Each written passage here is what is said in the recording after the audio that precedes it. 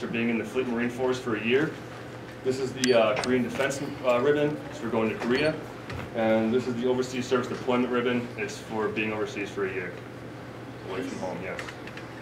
Tell them how long it took you to do that this morning and what you had to do with that whole thing. They're very meticulous. It's an 1/8 of an inch from the bottom of top of my pocket to this first badge, and another 1/8 of an inch from the top of this badge to the bottom of this ribbon stack. It took about an hour to set this last night. So there was a picture in that book that showed they go up with a ruler and measure and make sure that you have it done the right way. That's how you set it on the pocket. So, yes. How many ribbons can you get possible? There was an old Marine named Chesty Puller, and he had a stack of ribbons up to his shoulder, and it was 3 wide and this tall. So, yeah. Why is no one smiling in those pictures? Because you're absolutely miserable the whole time you're there. I don't even like smiling during pictures. Looks tough. Okay, tell them about sleeping in the sleeping bags, because the kids didn't believe me yesterday when I said that you... Yeah, you sleep in your skivvies? I did not believe that. Yeah. I brought my pictures too. Okay, so why, Garrett? Why would you not do that? Because the material of the sleeping bag kind of helps hold the heat in, and then your body's radiating that by itself. Like, the clothing will kind of wick the heat away, so it kind of radiates more inside the bag. Did you like sleeping in... Did you have to sleep in half tents? No, we actually slept in GP tents. What's the difference? A GP tent is a general purpose tent, so it's like a really big tent with poles down the center of it. Okay. And where were you when the tsunami hit? I was in Korea, and we were halfway through the whole exercise. There were 2 exercises in Korea, Key Resolve and Full Eagle. And I'm sitting in the chow hall, eating my food, my breakfast or my lunch, and I see on the news, you know, a big tsunami, you know, Fukushima Daiichi reactor in trouble. And I'm like, ah, jeez. So they pulled out 80% of the people we had there, and it was going to be a big exercise, the second one. And it ended up being like 100 guys on the installation, I think, at the time, while the rest of them went up north to northern Japan.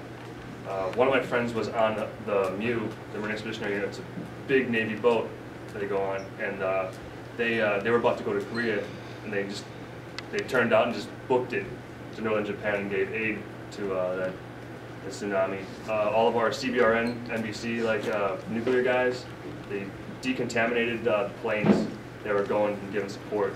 So they found out the best solution for decontamination of nuclear radiation was Simple Green and scouring pads.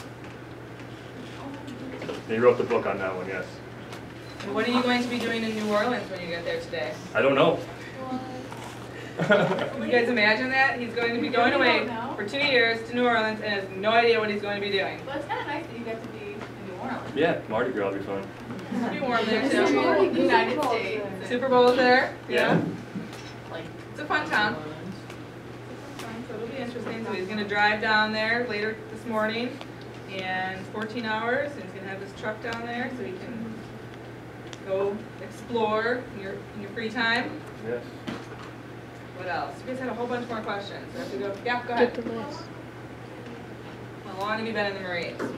3 years. I joined in, I went to boot camp March 1st, 2010.